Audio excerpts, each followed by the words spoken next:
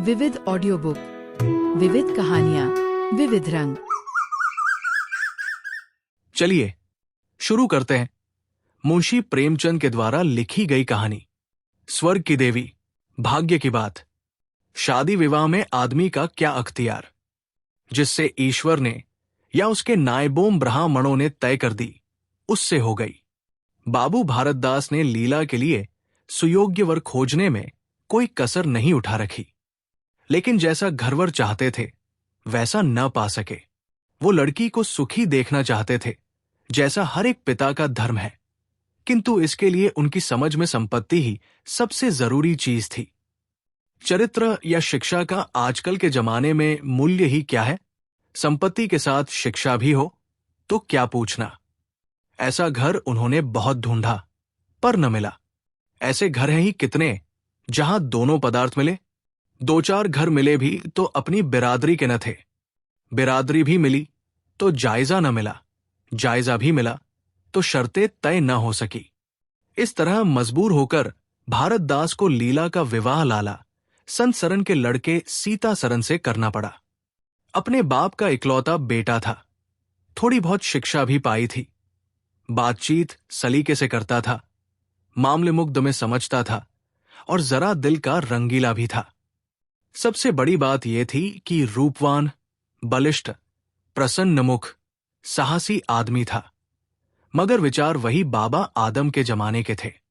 पुरानी जितनी बातें हैं सब अच्छी, नई जितनी बातें हैं सब खराब। जायदाद के विषय में जमींदार साहब नए नए दफों का व्यवहार करते थे। वहां अपना कोई अख्तियार न था, लेकिन सामाजिक प्रथाओं के कट्टर पक्षपाती थे। सीता सरन अपने बाप को जो करते या कहते देखता वही खुद भी कहता और करता। उसमें खुद सोचने की शक्ति ही न थी। बुद्धि की मनता बहुधा सामाजिक अनुदारता के रूप में प्रकट होती है। लीला ने जिस दिन घर में पांव रखा उसी दिन उसकी परीक्षा शुरू हुई। वे सभी काम जिसकी उसके घर में तारीफ होती थी यहां वर्जित थे। उसे बचपन से ताजी हवा पर जान देना सिखाया था। यहां उसके सामने मुंह खोलना भी पाप था। बचपन से सिखाया गया था कि रोशनी जीवन है। यहां रोशनी के दर्शन भी दुर्लभ थे। घर पर अहिंसा, क्षमा और दया ईश्वरीय गुण बताए गए थे। यहां इसका नाम लेने की भी स्वाधीनता न थी। संत सरन बड़े तीखे, गुस्सेवर आदमी थे। नाक पर मक्खी न बैठने देते। धूर्तता और छलकपट से ही उन्होंने जायदाद पैदा की थी और उसी को अपने जीवन का मंत्र समझते थे। उनकी पत्नी उनसे भी 2 अंगुल ऊंची थी। मजाल क्या कि बहू अपनी अंधेरी कोठरी के द्वार पर खड़ी हो जाए या कभी छत पर टहल सके। प्रलय आ जाता, आसमान सिर पर उठा लेती। उन्हें बकने का मर्ज था। दाल में नमक का जरा तेज हो जाना उन्हें दिन भर बकने के लिए काफी बहाना था। मोटी ताजी महिला थी। छींट का घाघरेदार लहंगा पहने, पानदान बगल में रखे, गहनों से लदी हुई, सारे दिन बरोठे में माची कर बैठी रहती थी। क्या मजाल कि घर में उनकी इच्छा के विरुद्ध एक पत्ती भी हिल जाए। बहू की नई नई आदतें देख देख जला करती थी। अब काहे को आबरू रहेगी? मुंडेर पर खड़ी होकर झांकती है। मेरी लड़की ऐसी दीदा दिलेर होती तो गला घून देती। न जाने इसके देश में कौन लोग बसते हैं। गहने नहीं पहनती, जब देखो नंगी बुची बनी बैठी रहती है। ये भी कोई अच्छे लक्षण है। लीला के पीछे सीता सरन पर भी फटकार पड़ती। तुझे भी चांदनी में सोना अच्छा लगता है, क्यों? तू भी अपने को मर्द कहेगा? ये मर्द कैसा कि औरत उसके कहने में न रहे। दिन भर घर में घुसा रहता है, मुंह में जबान नहीं है, समझाता क्यों नहीं? सीता सरन कहता, अब जब कोई मेरे समझाने से माने तब तो। मां मानेगी क्यों नहीं? तू मर्द है कि नहीं? मर्द वो चाहिए कि कड़ी निगाह से देखे तो औरत कांप उठे। सीता सरन तुम तो समझाती ही रहती हो। मां मेरी उसे क्या परवाह? समझती होगी बुढ़िया 4 दिन में मर जाएगी, तब मैं मालकिन हो ही जाऊंगी। सीता सरन मैं भी तो उसकी बातों का जवाब नहीं दे पाता। देखती नहीं हो कितनी दुर्बल हो गई है। वो रंग ही नहीं रहा। उस कोठरी में पड़े पड़े उसकी दशा बिगड़ती जाती है। बेटे के मुंह से ऐसी बातें सुन माता आग हो जाती और सारे दिन जलती, कभी भाग्य को कोसती, कभी समय को। सीता सरन माता के सामने तो ऐसी बातें करता, लेकिन लीला के सामने जाते ही उसकी मति बदल जाती थी। वो वही बातें करता जो लीला को अच्छी लगती, यहां तक कि दोनों वृद्धा की हंसी उड़ाते। लीला को इस घर में और कोई सुख न था। ये सारे दिन कुश्ती रहती, कभी चूल्हे के सामने न बैठी थी, पर यहां पसेरियों आटा थोपना पड़ता, मजूरों और टहलुओं के लिए भी रोटियां पकानी पड़ती। कभी कभी वो तवे के सामने बैठी घंटों रोती। ये बात न थी कि ये लोग कोई महाराज रसोइया न रख सकते हों, पर घर की पुरानी प्रथा यही थी कि बहू खाना पकाए और उस प्रथा का निभाना जरूरी था। सीता सरन को देखकर लीला का संतप्त हृदय एक क्षण के लिए शांत हो जाता था। गर्मी के दिन थे और संध्या का समय, बाहर हवा चलती, भीतर देह झुकती थी। लीला कोठी में बैठी एक किताब देख रही थी कि सीता सरन ने आकर कहा, यहां तो बड़ी गर्मी है, बाहर बैठो। लीला, ये गर्मी उन तानों से अच्छी है जो अभी सुनने पड़ेंगे। सीता सरन आज अगर बोली तो मैं भी बिगड़ जाऊंगा। लीला, तब तो मेरा घर में रहना भी मुश्किल हो जाएगा। सीता सरन बला से अलग ही रहेंगे। लीला, मैं तो मर भी जाऊं तो भी अलग न रहूं। वो जो कुछ कहती सुनती है, अपनी समझ से मेरे भले ही के लिए कहती सुनती है। उन्हें मुझसे कुछ दुश्मनी थोड़े ही है। हां, हमें उनकी बातें अच्छी न लगे, ये दूसरी बात है। उन्होंने खुद वो सब कष्ट झेले हैं जो वो मुझे झेलवाना चाहती है। उनके स्वास्थ्य पर उन कष्टों का जरा भी असर नहीं पड़ता।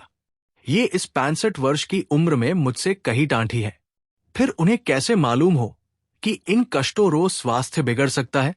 सीता सरन ने उसके मुरझाए हुए मुख की ओर करुण नेत्रों से देखकर कहा, तुम्हें इस घर में आकर बहुत दुख सहना पड़ा।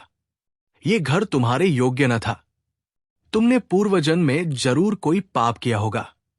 लीला ने पति के हाथों से खेलते हुए कहा, यहां ना आती तो तुम्हारा प्रेम कैसे पाती? 5 साल गुजर गए। लीला 2 बच्चों की मां हो गई।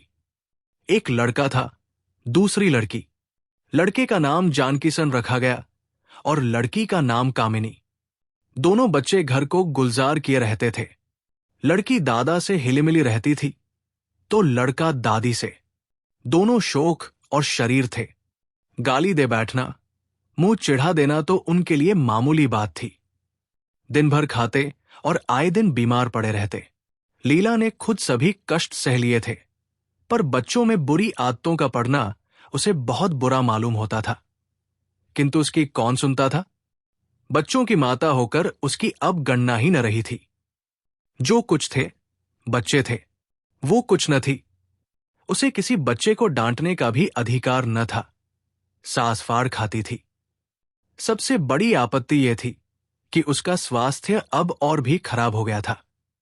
प्रसवकाल में उसे ये सभी अत्याचार सहने पड़े जो अज्ञान, मूर्खता और अंधविश्वास ने सौर की रक्षा के लिए गद रखे हैं। उस काल कोठरी में जहां न हवा का गुजर था, न प्रकाश का, न सफाई का, चारों ओर दुर्गंध, सील और गंदगी भरी हुई थी।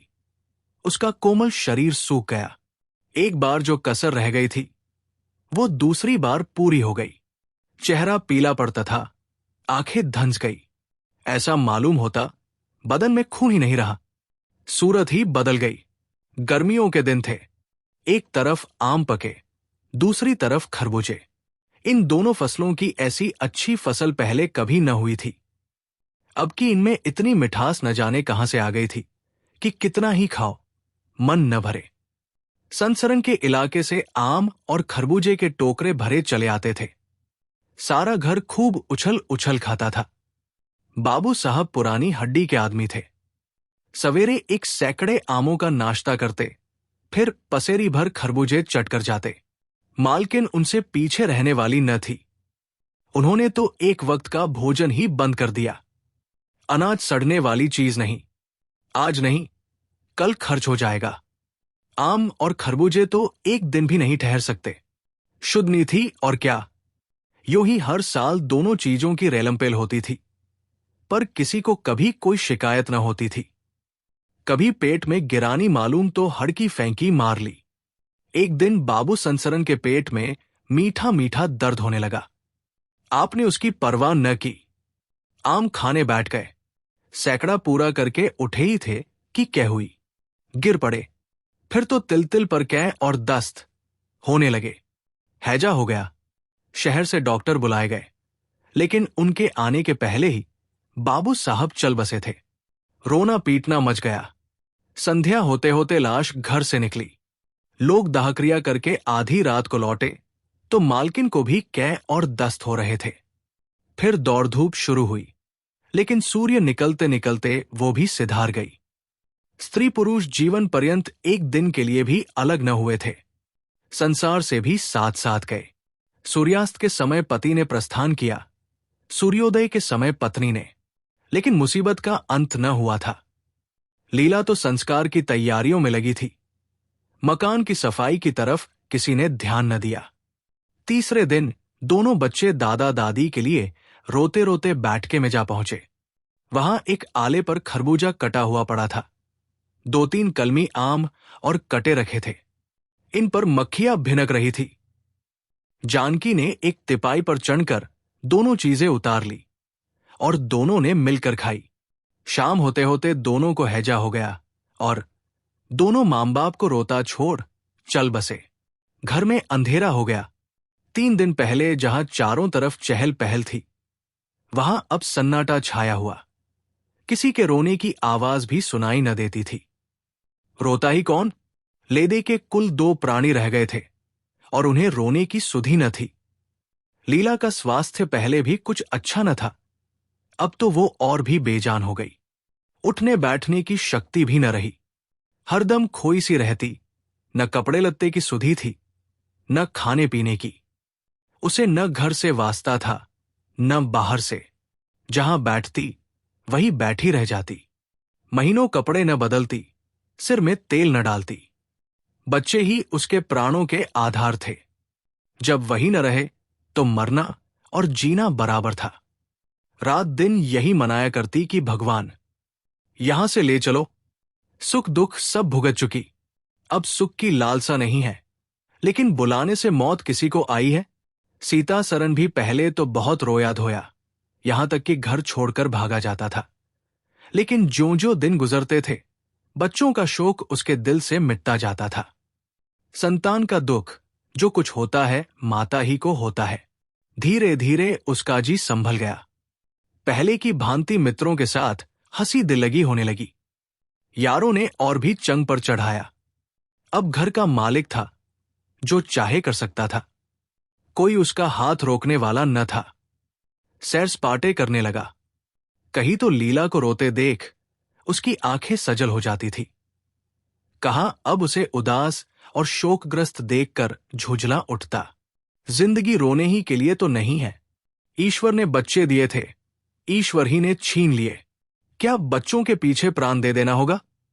लीला ये बातें सुनकर भौंचक्की रह जाती। पिता के मुंह से ऐसे शब्द निकल सकते हैं? संसार में ऐसे प्राणी भी हैं? होली के दिन थे, मर्दाने में गाना अब जाना हो रहा था। मित्रों की दावत का भी सामान किया गया था। अंदर लीला जमीन पर पड़ी हुई रो रही थी। त्योहारों के दिन उसके रोते ही कटते थे। आज बच्चे होते तो अच्छे अच्छे कपड़े पहने कैसे उछलते फिरते। वही न रहे तो कहाँ की तीज और कहाँ के त्योहार। सहसा सीता सरन ने आकर कहा, क्या दिन भर रोती ही रहोगी? जरा कपड़े तो बदल डालो, आदमी बन जाओ। ये क्या तुमने अपनी गद बना रखी है? लीला तुम जाओ अपनी महफिल में बैठो। तुम्हें मेरी क्या फिक्र पड़ी है? सीता सरन क्या दुनिया में और किसी के बच्चे नहीं मरते? तुम्हारे ही सिर ये मुसीबत आई है। लीला ये बात कौन नहीं जानता? अपना अपना दिल ही तो है, उस पर किसी का बस है। सीता सरन मेरे साथ भी तो तुम्हारा कुछ कर्तव्य है। लीला ने कौतूहल से पति को देखा, मानो उसका आशय नहीं समझी। फिर मुंह फेरकर रोने लगी। सीता सरन, मैं अब इस मनहूसियत का अंत कर देना चाहता हूं। अगर अपने दिल पर काबू नहीं है तो मेरा भी अपने दिल पर काबू नहीं है। मैं अब जिंदगी भर मातम नहीं मना सकता। लीला तुम रागरंग मनाते हो, मैं तुम्हें मना तो नहीं करती। मैं रोती हूं तो क्यों नहीं रोने देते? सीता सरन, मेरा घर रोने के लिए नहीं है। लीला, अच्छी बात है, तुम्हारे घर में न रोऊंगी। लीला ने देखा, मेरे स्वामी मेरे हाथों से निकले जा रहे हैं। उन पर विषय का भूत सवार हो गया है और कोई समझाने वाला नहीं। वो अपने होश में नहीं है। मैं क्या करूं? अगर मैं चली जाती हूं तो थोड़े ही दिनों में सारा घर मिट्टी में मिल जाएगा और इनका वही हाल होगा जो स्वार्थी मित्रों के चंगुल में फंसे हुए नौजवान युवकों का होता है। कोई कुलटा घर में आ जाएगी और इनका सर्वनाश कर देगी। ईश्वर, मैं क्या करूं? अगर इन्हें कोई बीमारी हो जाती तो क्या मैं उस दशा में इन्हें छोड़कर चली जाती? कभी नहीं। मैं तनमन से इनकी सेवा शुश्रूषा करती, ईश्वर से प्रार्थना करती, देवताओं की मनौतियां करती। माना इन्हें शारीरिक रोग नहीं है, लेकिन मानसिक रोग अवश्य है। जो आदमी रोने की जगह हंसे और हंसने की जगह रोए, उसके दीवाना होने में क्या संदेह है। मेरे चले जाने से इनका सर्वनाश हो जाएगा। इन्हें बचाना मेरा धर्म है। हां, अपना शोक भूल जाना होगा। रोना रोना तो तकदीर में लिखा ही है, लेकिन हंस हंस कर अपने भाग्य से लड़ूंगी। जो जाते रहे उनके नाम को रोने के सिवा और कर ही क्या सकती हूं, लेकिन जो है उसे न जाने दूंगी। ए टूटे हुए हृदय, आज तेरे टुकड़ों को जमा करके एक समाधि बनाऊं और अपने शोक को उसके हवाले कर दूं। और रोने वाली आंखें, आओ और मेरे आंसुओं को अपनी विहसित छटा में छिपा लो। आओ मेरे आभूषणों, मैंने बहुत दिनों तक तुम्हारा अपमान किया, मेरा अपराध क्षमा करो। तुम मेरे भले दिनों के साथी हो, तुमने मेरे साथ बहुत विहार किए हैं। अब इस संकट में मेरा साथ दो, मगर देखो, दगा न करना, मेरे भेदों को छिपाए रखना। लीला सारी रात बैठी अपने मन से यही बातें करती रही। उधर मर्दाने में धमा चौकड़ी मची हुई थी। सीता सरन नशे में चूर कभी गाता था, कभी तालियां बजाता था। उसके मित्र लोग भी उसी रंग में रंगे हुए थे। मालूम होता था इनके लिए भोगविलास के सिवा और कोई काम नहीं है। पिछले पहर को महफिल में सन्नाटा हो गया। हुआ की आवाजें बंद हो गई। लीला ने सोचा, क्या लोग कहीं चले गए या सो गए? एकाएक सन्नाटा क्यों छा गया? जाकर दहली पर खड़ी हो गई और बैठक में झांक कर देखा। सारी देह में एक ज्वाला सी दौड़ गई। मित्र लोग विदा हो गए थे। समाजियों का पता न था। केवल एक रमणी मसन पर लेटी हुई थी और सीता सरन उसके सामने झुका हुआ उससे बहुत धीरे धीरे बातें कर रहा था। दोनों के चेहरों और आंखों से उनके मन के भाव साफ झलक रहे थे। एक की आंखों में अनुराग था, दूसरी की आंखों में कटाक्ष। एक भोला भाला हृदय एक मायाविनी के हाथों लुटा जाता था। लीला की संपत्ति को उसकी आंखों के सामने एक छलनी चुराए लिए जाती थी। लीला को ऐसा क्रोध आया कि इसी समय चलकर इस कुलटा को आड़े हाथों लूं, ऐसा दुत्कारु की वह भी याद करे, खड़े खड़े निकाल दूं। वो पत्नी भाव जो बहुत दिनों से सो रहा था, जाग उठा और उसे विकल करने लगा, पर उसने जब्त किया। वेग से दौड़ती हुई तृष्णाएं अकस्मात न रोकी जा सकती थी। वो उल्टे पांव भीतर लौट आई और मन को शांत करके सोचने लगी। वह रूप रंग में, हाव भाव में, नख रेतिल्ले में उस दुष्टा की बराबरी नहीं कर सकती। बिल्कुल चांद का टुकड़ा है, अंग भंग में स्फूर्ति भरी हुई है, पोरपोर में मद छलक रहा है।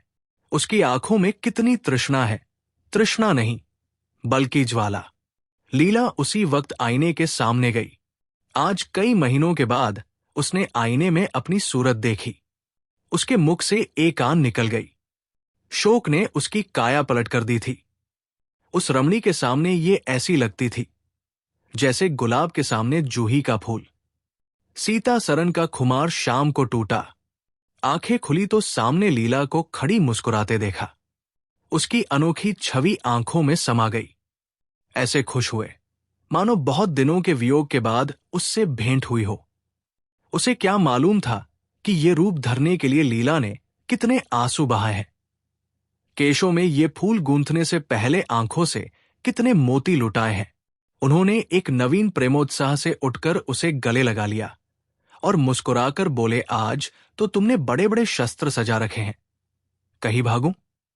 लीला ने अपने हृदय की ओर उंगली दिखाकर कहा, यहां आ बैठो। बहुत आगे फिरते हो, अब तुम्हें बांध कर रखूंगी।